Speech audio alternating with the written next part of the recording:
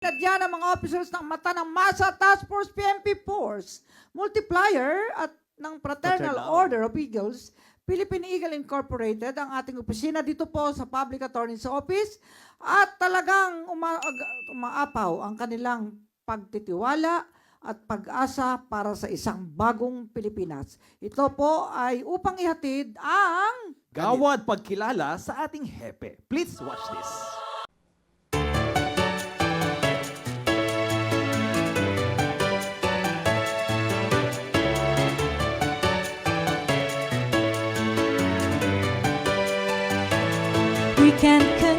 Mata ng Masa Task Force PNP Force Multiplier Certificate of Appointment as a National Legal Advisor.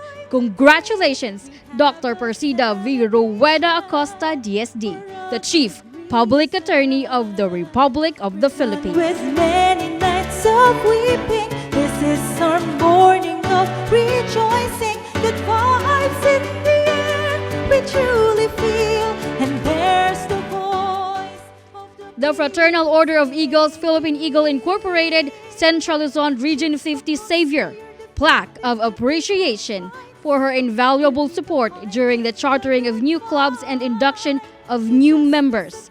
Congratulations, Dr. Persida V. Rueda Acosta, DSD, the Chief Public Attorney of the Republic of the Philippines.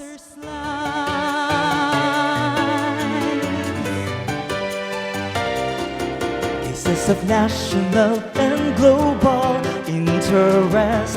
You've many of these tirelessly worked hard.